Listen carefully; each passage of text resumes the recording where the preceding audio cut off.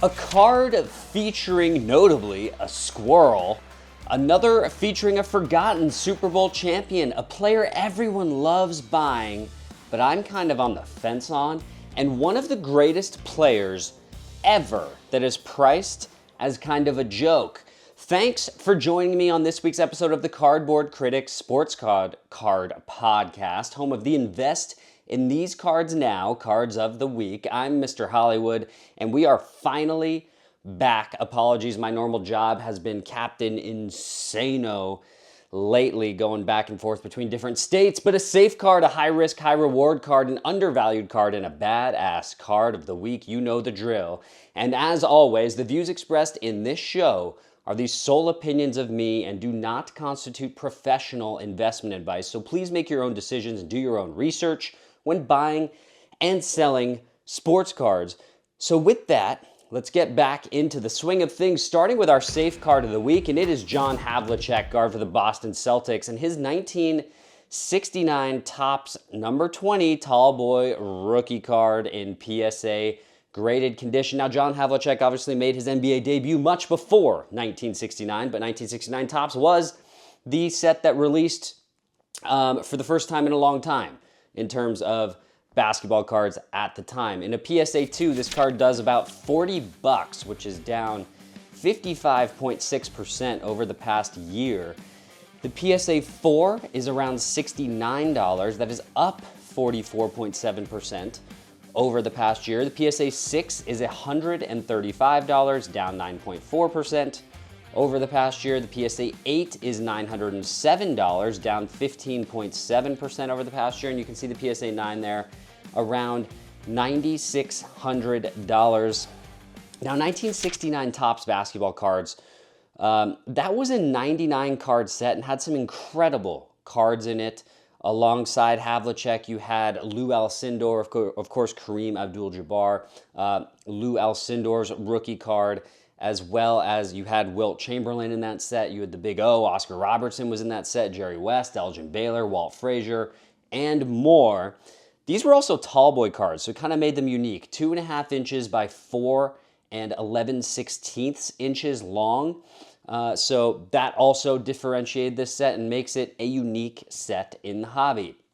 John Havlicek, though, over his career, averaged 20.8 points, 4.8 assists, 6.3 rebounds, 1.2 steals on 44% shooting over 16 seasons. But get this, John Havlicek was an 11-time All-NBA, 13-time All-Star, 8-time NBA champion. He scored 26,000 points. He had 8,000 rebounds, 6,000 assists, 31 triple-doubles, and he was 8-0 in the NBA Finals, an unblemished, perfect record in the NBA Finals.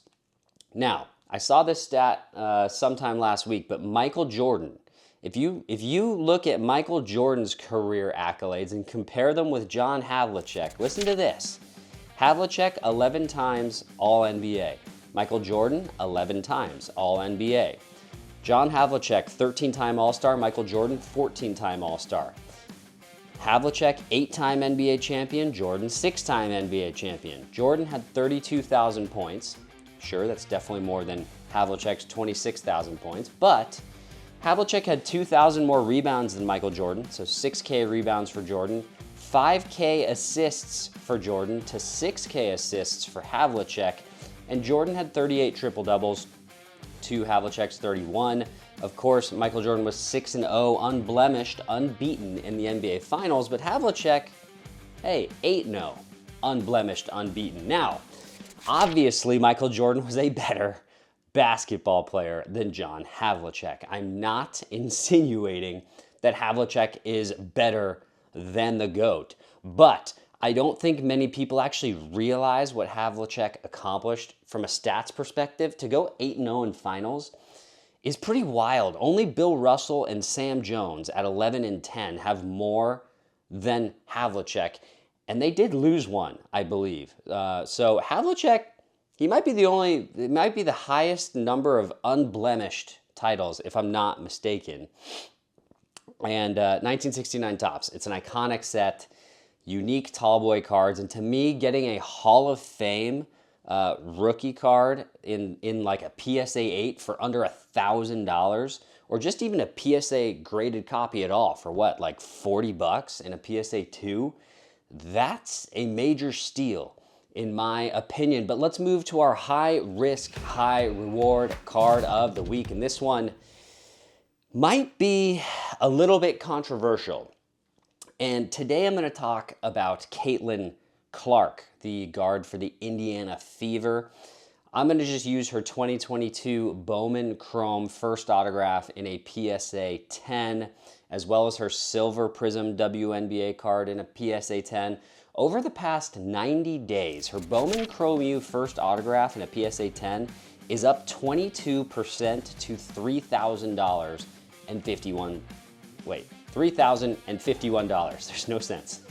$3,051. Her Prism Silver WNBA PSA 10 is up 35.9% to $2,750. That's wild. Now, Caitlin Clark just had her most expensive sale ever last week on Fanatics Collect. It was her flawless WNBA Platinum Logo Woman 1 of 1 RPA, which she inscribed 769 points and counting on. You're seeing a picture of that card on your screen right now. It's a really cool card, but it sold for $660,000, making it the most expensive Caitlin Clark card ever sold and the most expensive female athlete card sold ever as well. So far in 2025, though, Caitlin Clark's averaging just 16.5 points, 5 rebounds, and 8.8 assists, 1.6 steals on just 36.7% shooting, and even more surprisingly, just 27.9% from three-point. Last year as a rookie, she averaged 19.2, 5.7, 8.4, 1.3 on 41.7% field goals and 34% from downtown, 5.7 rebounds, 8.4 assists. Now, Caitlin Clark has been hampered by a groin injury so far this year. So she's only played in around half of the team's games, and that injury has without a doubt affected her stats this season. But if she had played enough games to qualify for league leader stats, here's where Caitlin Clark would rank this year. She would rank 15th in points per game, 27th in rebounds, 2nd in assists, and 9th in three-point percentage. She wouldn't even be top 50 in field goal percentage. But Clark cards just continue to rise and rise. But I honestly think they actually carry a lot of risk to them right now. Obviously, she has the potential to be a Hall of Fame type player. She's obviously the face of the WNBA. But I personally don't think that Caitlin Clark has performed that well in the WNBA. She's a career 40% shooter and a 32% shooter from three-point land. She takes a ton of hits as well physically. Now, she's totally invigorated the WNBA, which has been pretty incredible to see, don't get me wrong. But to pay these kind of prices for a player who has been good but not great, certainly not. I mean, she's not even the best in the WNBA right now, along with the fact that you're investing into assuming that the WNBA will continue its current growth trajectory. To me, that's really risky. And I'm rooting for the WNBA, for WNBA growth to continue how it has been growing. It has been really cool to see. It's been awesome to see people rally around an icon in Caitlin Clark. And I'm hoping WNBA players start to get paid a higher percentage of league revenue. But from a strictly dollar investment position, Caitlin Clark prices seem kind of precipitous to me. She's not putting up one of the best ever type numbers, and there's so many question marks with how this league is going to move forward to keep this momentum going. There's just too many question marks here for me. So for that reason, I'm out. Side note, guys, if you're curious about the charts, graphs, and how I track the prices of cards across all sales platforms, that includes eBay, Fanatics Collect, Golden, heritage auctions, etc., etc. I use Market Movers. If you log on to the marketmovers.com website and enter the code Hollywood, you'll get 2 weeks free and then 20% off your monthly subscription for life, forever. That's what life means. No strings attached. So if you want to comp cards like the pros, go sign up with that code and get in the know. Moving on to my undervalued card for this week, and it is Jalen Hurts, the quarterback for the Philadelphia Eagles, and his 2020 Prism Silver in a PSA 10. I use Prism Silvers generally as a barometer, but you could use any of Jalen Hurts' rookie cards, really. The PSA 10, though, is $465. It is down 26% over the past year. Really? I'm not sure how it's even possible for his cards to be down 26% over the past year after winning his first Super Bowl. But here we are. The hate is real on Jalen Hurts. For whatever reason, people do not want to buy his cards. But this was a $700 to $800 card post Super Bowl win and have since come down a ton.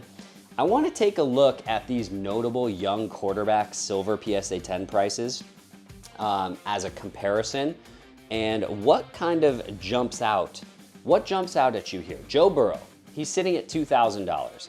Jaden Daniels is sitting at $1,200. Justin Herbert is sitting at $845.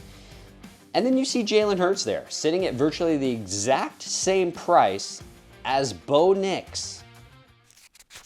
Really, guys? This guy has been to 2 Super Bowls in 5 seasons. He has been to the Super Bowl in 40% of the seasons that he has played. He just won his first Super Bowl. The Eagles will probably be the team to beat again, presumably, heading into next season. And I get the narrative of he only threw for 3,000 yards last year and 18 touchdowns. It's not, he's not doing what Burrow's doing and throwing for 45 touchdowns and 5,000 yards. But that's not really the point, because you have to remember how much sauce Jalen Hurts adds with his legs. He ran for 630 yards and 14 touchdowns last year. Cue the ban the tush push comments.